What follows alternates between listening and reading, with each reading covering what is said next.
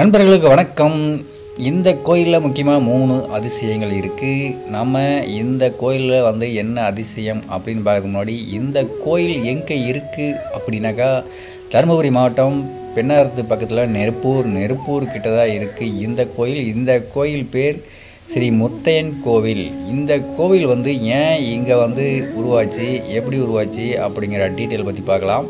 பகவான் மகாவிஷ்ணு நரசிம்ம அவதாரமாக எடுத்து இரணியனை வதம் செய்துவிட்டு அவர் மிகுந்த ஆக்ரோஷ கோபத்துடன் ஒரு காட்டுக்குள் சுற்றி திரியும் போது தான் இந்த காட்டில் சேர்கிறார். இந்த காட்டில் குளிரான இடத்தை தேடுகிறார். எதற்காக குளிரான இடம்னா, தன்னோட ஆக்ரோஷத்தெல்லாம் குறைப்பதற்காக ஒரு குளிரான இடத்தை தேடுகிறார். அப்போதுதான் இந்த குகையில் ஆடுகிறார். இந்த கோயில் என்ன ஒரு வித்தியாசம், ஒரு அதிசயம் அப்படின்னாக்கா, தலைகளாக தொங்கிட்டு வௌவால்கள். இந்த வௌவால்கள் ரொம்ப குட்டி குட்டியாக இருக்குது.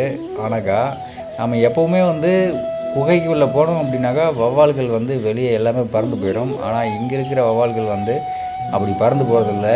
இதுக்குள் பூஜை செய்பவர்கள் மேல் விளையாடி கொண்டு அப்படியே தான் உள்ளே தான் இருந்து கொண்டு உள்ளது. இந்த வௌவால்கள் ஒரு தெய்வாம்சம் பொருந்த வௌவால்கள் மாதிரி தான் தெரிகிறது. இந்த வௌவால்கள் பார்க்கவே வித்தியாசமாகவும் இருக்கிறது.